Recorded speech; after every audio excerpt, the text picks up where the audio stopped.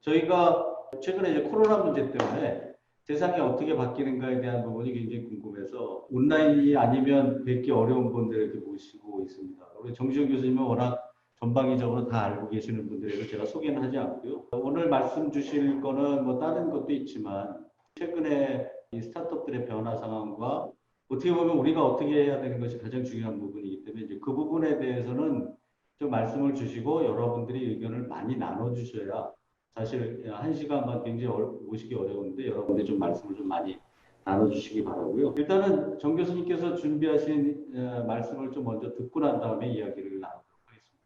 네, 한 30분 정도 제가 먼저 발제 비슷하게 하기로 했는데요. 한 10분 정도는 스타트업 해외 진출에 관련된 전반적인 문제 제기, 뭐 이야기를 좀 할 거고, 그다음에 한 10분 정도는 작년에 저희가 뉴욕 프로그램 하면서 뉴욕에서 이제 그 비즈니스 모델 다 바꾸고 새롭게 프로그램 런칭하려고 준비하다가 한국에 이번에 코로나19 때문에 좀 스타덤에 오른 회사가 하나 있어요. 메디히어 사례가 있어서 메디히어 관련된 이야기를 사례와 함께 같이 말씀을 좀 드릴 거고, 그다음에 마지막은 이제 코로나19 이후에 이런 글로벌 엑셀레이션 프로그램도 많이 변해야 되는 상황이거든요. 그래서 이런 부분들에 대한 뭐 얼바넥스 같은 데에서 지금 그런 것도 하고 있는데 그에 대한 이야기를 좀 하도록 하겠습니다. 일단 뭐 왜 이제 글로벌 진출을 하게 되냐, 사실은 이거 투자자 관점에서 봤을 때에도 근데 금방 이해를 할 수 있는 부분인데, 보통 이제 시드 투자를 할 때는 팀이 좋든지, 그리고 이제 보통 이제 POC 컨셉을 갖다가 할 수 있도록 하는 뭐 제품이 있거나 또는 뭐 그런 정도 가지고 투자를 하게 되죠. 그리고 또 필요성, 이 시장에 대한 필요성 이 정도만 하더라도 이제 투자를 할 수가 있고, 커가다 보면은 언젠가 이제 피보팅을 할 수도 있고 뭐 이런 거니까 이제 시드 단계는 이제 이렇게 해서 투자를 결정을 보통 많이 하죠. 그리고 시리즈 A 단계에 들어가게 되면은 시리즈 A에서는 이미 숫자가 좀 나와야 되고, 그 다음에 이제 아무래도 뭐 적어도 한 10억대 이상 투자를 받아야 되기 때문에 마켓이 어느 정도 검증이 되고 국내 시장에서 성과가 있을 때 이제 시리즈 A 펀딩을 하게 됩니다. 근데 보통 이제 투자를 하는 사람들 입장에서 보면은 투자가 진행이 됐을 때 물론 중소기업들 키우는 것 같은 경우라면은 뭐 시장 규모가 그렇게 크지 않고 그냥 니치 마켓을 갖고 있어도 꾸준하게 커가고 배당하고 뭐 이러면 되니까 큰 문제가 되지 않겠지만, 벤처 캐피탈이나 이런 것들 같은 경우에는 향후 후반 라운드 투자가 돼야 엑시트를 할 수가 있고 또는 이제 IPO도 할 수 있고 뭐 이렇게 되기 때문에 결국엔 시리즈 B 이상 요구하게 되는 거죠. 그랬을 때 이제 시리즈 B 이상 투자가 되는 시점부터 이제 스타트업의 스테이지가 바뀌게 되죠. 이제 스테이지가 바뀔 때 가장 중요하게 봐야 되는 관점은 결국에는 스타트업을 했다는 것 자체가 저는 많은 힌트를 주고 있다고 생각을 하는데, 이미 마켓 사이즈가 컸으면요. 그래서 이제 전 투자할 때 처음부터 마켓 사이즈 큰 거 이렇게 중요하게 생각하지 않는데, 왜 그러냐면 마켓 사이즈가 크고 뭔가를 만들 수 있는 데가 있었으면요. 이미 대기업이 다 들어와서 하고 있어요. 그렇기 때문에 그거는 사실상 시장이 없습니다. 그런 건 거의 없어요. 그러면 어떤 경우가 이제 스타트업들이 이렇게 커지게 되냐 하면 크게 두 가지를 볼 수가 있는데, 하나는 국내 시장이라 할지라도 원래 컸던 거죠.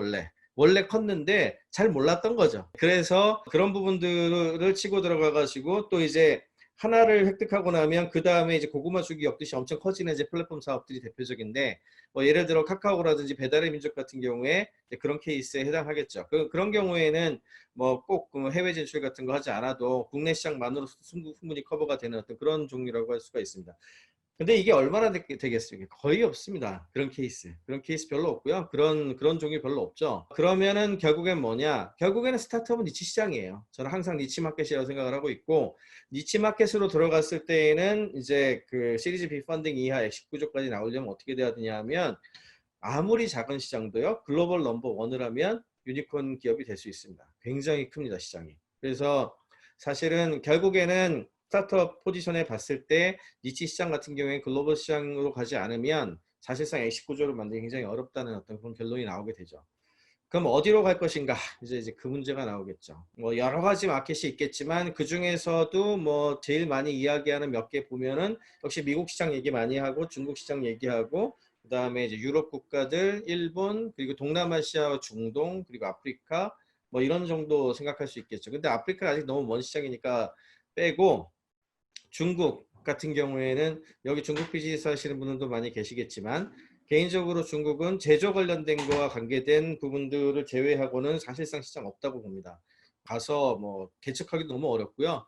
그 다음에 굉장히 핫피켓도 쉽게 나오는 데다가 외국 기업에 대한 보호 장치나 이런 게 너무 없기 때문에 중국 시장 같은 경우에는 저는 별로 고려를 하지 않는 편이고요.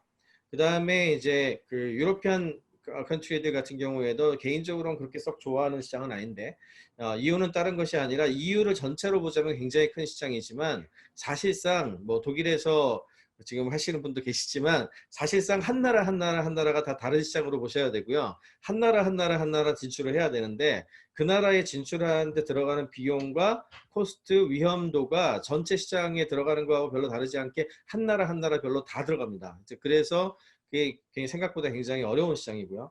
그다음에 일본은 가까우니까 많이들 도전을 하시는데 일본도 중국과 마찬가지로 페네트레이션하기 쉬운 데가 아니어서 그렇게 뭐 썩 뭐 좋은 시장이라고 보기는 어렵죠. 그러면 이제 요즘 많이 뜨고 있는 동남아시아나 이제 중동은 어떤가? 제 이제 빅뱅 엔젤스 같이 하고 있는 파트너들 같은 경우에 동남아시아 쪽도 많이 하고 있는데요. 펀딩이나 이런 거를 하는 데에는 좀 유리할지 몰라도 유로피안 컨트리와 같은 이유로 저는 그렇게 1순위라고 생각은 하지는 않아요. 왜냐하면 SEA 컨트리 전체로 크기를 얘기를 하면 엄청 크다고 얘기를 하지만 사실은 한 나라 한 나라 다 다른 시장이거든요. 그래서 그 나라별로 전부 진출을 해야 되는데 그게 굉장히 만만한 시장이 아닙니다. 그래서 개인적으로는 글로벌 타겟으로 이제 확장하려고 하는 어떤 스타트업이라면 제1순위는 무조건 미국 시장을 노려야 한다고 생각을 하고 있고요. 미국 시장 같은 경우에도 특히 뭐 중요한 거는 여러 군데가 있어요. 미국 시장은 생각보다 한 도시에 들어가게 되면 해당 지역에서 뭔가를 할 수 있는 가능성이 높아지고 확장 가능한 어떤 그런 구조가 나오기는 하는데 반드시 뭐 한 번에 미국 시장 전체를 타겟팅을 하는 케이스는 생각보다 잘 없어요. 이런 부분들을 좀 잘 고려하는 게 되게 중요하겠죠. 그러면 이제 인터내셔널 스타트업 관련된 부분들을 커버할 수 있는 어떤 프로그램이 있냐? 뭐 우리나라에서도 글로벌 스타트업 관련해 가지고 여러 가지 프로그램들을 하고 있는데요. 이게 이제 뭐 예를 들어 Y 컴비네이터라든지 이런 프로그램들을 보면은 한 10% 정도 뭐 그 프로그램들마다 조금씩 다르지만 한 10% 정도 그 글로벌 티어를 가지고 있습니다. 인터내셔널 스타트업들에 대한 티어를 가지고 있는데요. 이제 문제는 뭐냐 하면 애시당초 미국 스타트업을 위해서 만들어 놓은 그 프로그램이기 때문에 인터내셔널 스타트업에 대한 고려가 전혀 되어 있지 않아요. 그러니까 그거는 니네들이 사실상 알아서 해결해라 이렇게 나오거든요. 예, 그렇기 때문에 더더군다나 또 미국 내의 프리젠스라든지 이런 걸 제대로 못했기 때문에 대다수 적어도 뭐 투자하는 회사들 중에 상당수가 미국에 있는 프로그램 들어간 곳들이 많이 있는데 대다수가 디스카운트가 돼요. 그래서 그 한국에서 받았던 회사 가치보다 되려 낮게 들어가는 케이스들이 생각보다 굉장히 많습니다. 특히 엑셀러레이터 프로그램들 같은 경우에 그런 경우가 굉장히 많죠. 근데 이제 인터내셔널 스타트업은 실제로 이제 미국에 가서 이제 셋업을 한다고 했을 때 실질적으로 그 문제를 가지게 되는 종류들이 여러 가지가 있는데 첫 번째가 리걸 스테이터스예요. 비자 문제입니다. 비자 문제. 그러니까 창업자들에 대한 비자 문제라든지 이 부분들에 대한 것들을 제대로 조언하고 그들에 대한 부분들을 제대로 해결할 수 있는 것이 없으면 진입하기 사실상 어렵고요. 그 다음에 두 번째는 생각보다 많은 그 스타트업들이 해외 진출할 때 잘못하는 것 중에 하나인데 마켓이 달라요. 마켓이 다르고 고객이 다릅니다. 고객이 다르기 때문에 한국에서 만들었던 걸 그대로 쓸 수 있을 거라고 생각하면 그건 엄청난 오산이에요. 사실상 새로 제품을 셋업하다시피 해야 되는데 그거는 이제 마켓에 대한 조사와 이제 제대로 된 비즈니스 모델링을 해야 되는 거고요. 세 번째는 비용 문제죠. 그래서 살아야 되고 사람도 필요하고 뭐 이러니까 이제 코스트가 들어갈 것이고 그다음에 문화가 굉장히 다르기 때문에 그런 문화에 대한 걸 이해를 하고 그 문화에 맞춰가지고 행동을 해야 되거든요. 예를 들자면 명함 같은 거 하나도 필요 없어요. 미국 시장 같은 경우에 명함 아예 안 들고 다니기 때문에 다 그냥 링크드인 갖고 연결하니까요. 뭐 이런 부분들 같은 경우에 한국에서는 링크드인 어카운트 제대로 관리도 안 하고 그것들을 제대로 활용도 안 하는 경우에는 그것 자체가 인터내셔널 비즈니스에 들어가기가 어려운 거죠. 그 다음에 한국하고는 다르게 이제 타국가에 가게 되면은 그 타국가에 자기를 도와줄 수 있는 어떤 마케팅이라든지 영업 네트워크가 부족하죠. 이런 것들을 이제 서포트할 수 있는 그런 것들이 필요하고요. 제일 마지막이 이제 펀딩 관련된 부분인데 그래서 제가 이제 글로벌 진출 프로그램들의 허상을 항상 얘기를 되게 많이 하는 이유가 이게 펀딩을 이제 목표로 해가지고 가는 곳들이 되게 많더라고요. 실제로 이제 글로벌 프로그램 돌리는 곳들도 다 그런 식으로 피칭을 누가 하고 뭐 어디다 얼마큼 했고 뭐 이런 얘기들 되게 많이 하는데 사실상 성공한 케이스 거의 없습니다. 이유는 저도 투자를 많이 하지만 제가 투자한 회사가 이제 조합 같은 걸 합치면 100개가 넘거든요. 이제 개인 투자한 것만 한 60개 가까이 되는데 이 회사들 같은 경우에 다들 이제 회사에 대한 사람도 알고 제품도 알고 내용도 알잖아요. 그렇게 하고 그다음에 술도 같이 먹기도 하고 뭐도 하고 이렇게 한 몇 개월 지나고 어느 정도 알게 된 다음에 그때서야 이제 한국에 있는 기업인데 그렇게 투자하잖아요. 근데 생판 모르는 나라에 있는 애들이 어느 날 갑자기 와서 피칭한다고 투자를 바보가 어디 있습니까? 그거는 불가능한 얘기고 가능한 거는 숫자가 되는 경우가 가능하겠죠. 뭐 예를 들어서 뭐 쿠팡이나 이런 데처럼 엄청난 숫자가 나와. 뭐 이러면은 이제 인베스트먼트 머니가 들어와가지고 뭔가를 할 수 있을지 몰라도 사실상 투자를 목적으로 한 해외 진출은 안 하시는 게 좋습니다.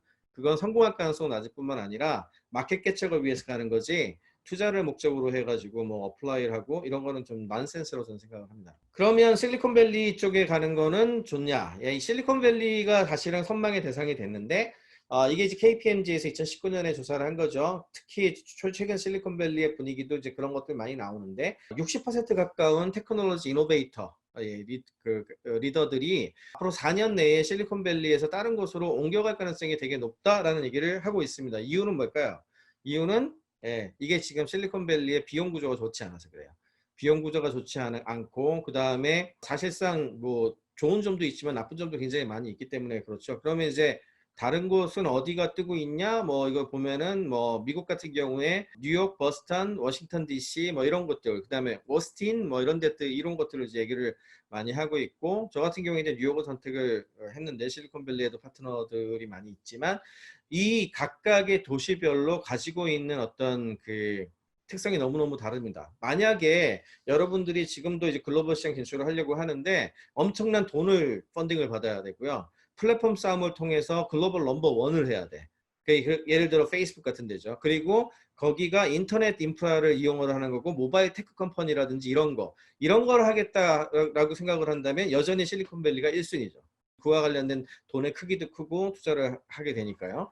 그렇지만 그게 아니고 예를 들어서 뭐 뷰티 시장을 노린다든지 아니면 헬스케어 서비스라든지 또는 영업이나 이제 마케팅 같은 걸 필요로 하는 B2B 시장이라든지 이런 것들을 노리는 것 같은 경우에는 실리콘밸리보다 훨씬 더 다이렉트 영업이 가능해서 이렇게 그 밀집도가 높은 그리고 전통 산업의 크기가 큰 곳을 선택하는 것이 훨씬 진입하기가 쉽습니다. 그러니까 이제 어떤 종류냐, 내가 하고 있는 스타트업의 종류가 뭐냐에 따라 가지고 진출해야 되는 지역이 달라져요.